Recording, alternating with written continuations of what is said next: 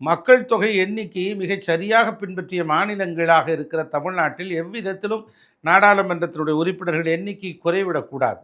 அதே சமயத்திலே 41லிருந்து 51% 51 நாடாளுமன்ற உறுப்பினர்கள் எண்ணிக்கை கூடுதலாக வரக்கூட ஒரு வாய்ப்பு இருக்கிறதாக துறையை சார்ந்தவர்கள் சொல்லுகிறார்கள். உள்ளபடியே இதை ஆராய்ந்து எல்லாரும் ஏற்றுக்கொள்ளுகிற விஷயத்தில், எல்லாரும் ஏற்றுக்கொள்கிற பட்சத்தில் இதை மத்திய அரசு கொண்டு வர வேண்டுமே தவிர எடுத்தேன் கவிழ்த்தேன் என்று கொண்டு வரக்கூடாது என்பதில் அண்ணா திராவிட முன்னேற்ற கழகம் தெளிவோடு இருக்கிறது. மகளிர் மசோதாவை பாஜக கொண்டு வந்தால் மிகப்பெரிய பேர் அவர்களுக்கு கிடைத்து விடுமோ என்கிற அச்சம் திராவிட முன்னேற்ற கழகத்துக்கு இருக்கிறது. இப்போ எஸ்ஐஆர் கொண்டு வந்தார்கள், வாக்காளர்கள் சிறப்பு திருத்த முகாம்.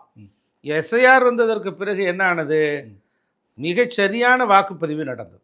இறந்தவர்களோட வாக்களித்து விடுகிற சூழ்நிலை திராவிட முன்னேற்ற கழகத்தின் ஆட்சியில் இருக்கிற போது இல்லை அவர்கள் கைவந்த கலையாக இருக்கிற அந்த சூழ்நிலை ஏற்படுத்தினார்கள்.